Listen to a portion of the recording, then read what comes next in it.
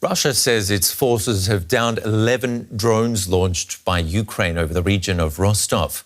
Kyiv is increasingly relying on drones in its fight against Russia to make up for its lack of artillery power.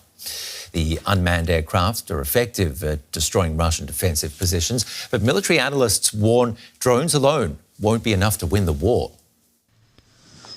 Ukrainian soldiers are instructed in how to operate drones on the battlefield, an increasingly valuable skill in the nation's defence against Russia. In the absence of expensive ammunition, drones, which can cost just a few €100 apiece, have played a crucial role in Ukraine's ongoing defence. First-person view devices allow their pilots to see live images of the ground as if they were on board. And those armed with explosives can attack enemy positions from kilometres away. There are two important points concerning drones for Ukraine. So they are relatively cheap. They are destroying very expensive hardware on the Russian side. And the second is Ukraine is trying to compensate for the shortage of conventional weapons deliveries from the West. Ukrainian officials estimate that as many as 120,000 drones are acquired each month in order to sustain their defence.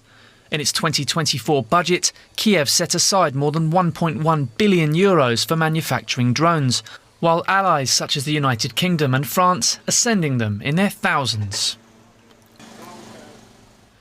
Yet drones do have their drawbacks. It's estimated that less than a third find their target, while they're also quick to jam while in operation. Their nimbleness also means they can only carry up to a few kilograms of explosives at a time, with even large fleets unable to match the potency of artillery fire. Ukraine is not able to stop the Russian invasion with drones alone, so it is absolutely impossible. So drones can compensate to a certain degree, but they cannot stop the Russian army. And with drones alone, Ukraine cannot liberate the occupied territories. What's more, Russia has upped its own drone usage in response to Ukraine's relative success with the technology. So Russia particularly has gone to its allies in Iran and got these very cheap, low-tech drones that it flies over, really in a kind of mass formation to hit civilian targets. So in any war, you need a mix of different weapon systems, because if you rely on one particular weapon system, your opponents will just work out how to counter that weapon system. In reality, Ukraine needs both and all of these and more types of weapons. While modern technology in the use of drones has served Ukraine well thus far, traditional weaponry will be crucial in the stages to come. We can cross to Paris now and bring in Ulrike Franke from the European Council on Foreign Relations. Welcome back to DW. So Ukraine needs 120,000 drones a month, we heard there, just to keep up its defences. That's an annual cost of over €1 billion, I believe, but only a slice of overall funding. How much would Kyiv have to boost that to make more of an impact? I don't think you can really kind of put an exact number on this. Drones have shown to be very effective and very useful. On the other hand, I think it's important to remember that sometimes drones are also being used because other means are not available. So Ukrainians still lack artillery munition, anti-tank weapons, all these kinds of things. And they use drones for these kinds of roles, but often that's not the best choice. So yes, drones are important and more drones are better. But, you know, the high loss rates and just the high number that are being used also points to gaps in other areas. I was also reading about the high loss rate, but still drones have been credited with up to 85% of destruction to Russian positions, I believe. That sounds like a success story, maybe not a game changer, but surely a success. Yes, drones have been incredibly successful. Now, the 85% number, I wouldn't exactly put my hand in the fire for this, but it is a high number. I mean, again, sometimes drones are being used because other things are not available, so that also explains the high rate of destruction by drones. But definitely, I mean, what drones can give you is a constant kind of overview and surveillance and the ability to strike at the right time, the ability to strike small targets. So there are a lot of kind of advantages that drones have. But we shouldn't forget that with the jamming becoming much better, I mean, electronic warfare, especially by the Russians, drones also lose their usefulness quite quickly. Therefore, I wouldn't put all eggs in one basket and basically primarily or uniquely look at drones. The topic of jamming being why so many people here, at least in Germany, have been talking about Taurus missiles. But what about maritime drones? They've had a high success rate as well. Absolutely. And this is a really interesting story. So Ukraine in general has become this really important drone manufacturer, designer, developer, and user, of course. And especially in the maritime realm, they're really leading because there have been few, if any, really military confrontations using maritime or naval drones. And Ukraine has used several naval drones extremely successfully against Russian warships that cost, hundreds and thousands times more than the drones that they use. So this is definitely an area to watch and that can have an impact. Russia losing several ships to a country that basically doesn't have a real navy. That's quite embarrassing and also militarily, useful. And let's talk about the competition. Russian drones are destroying more of Ukraine's best weapons. So who has the better drones, Ukraine or Russia?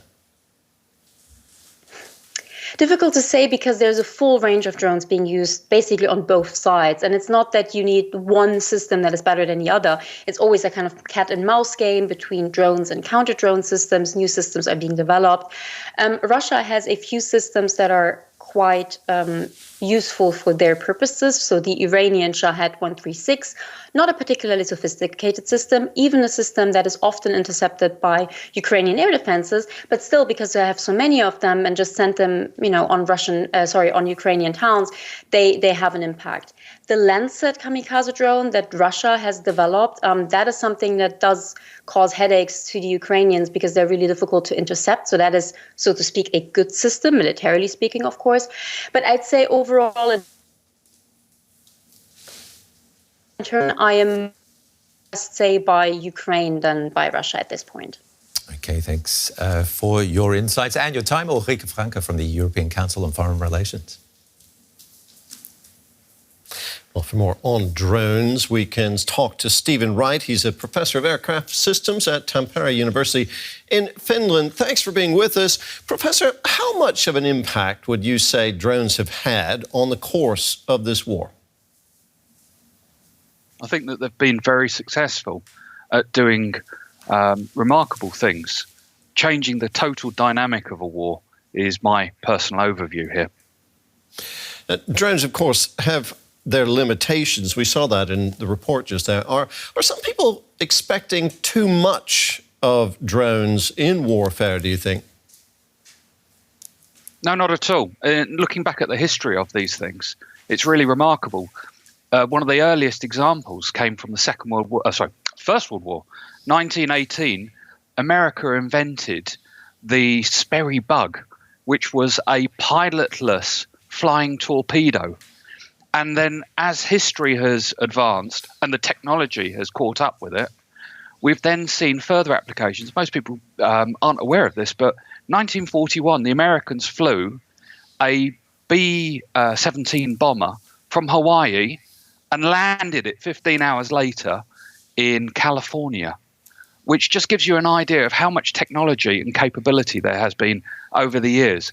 And their use is only going to increase. And their potency, likewise, demonstrates how this new form of technology is a complete game changer in the bigger picture. Drone production, of course, is being ramped up in different countries. How much of, who has an advantage in this particular conflict, this war between Russia and Ukraine? Because sourcing drones has become really, really important. Yeah, you're right there. And traditionally, the ultra low-cost drones have been manufactured quite exclusively in China. Obviously, China's not necessarily aligned with the forces of the Ukrainians. So therefore, other countries that support the Ukrainians, such as Australia, they've developed over a number of years ultra low-cost drones themselves, low cost being within under $10,000. They've deployed and they're selling and supplying, for instance, cardboard-based drones to the Ukrainian army that are something of the region of about $2,000. So this gives you an idea. If one country is not able to provide and sell, a whole number of other nations that support Ukraine are more than happy to support this. Professor, thank you very much for speaking with us. That was Stephen Wright, professor at Tampere University in Finland. Thank you.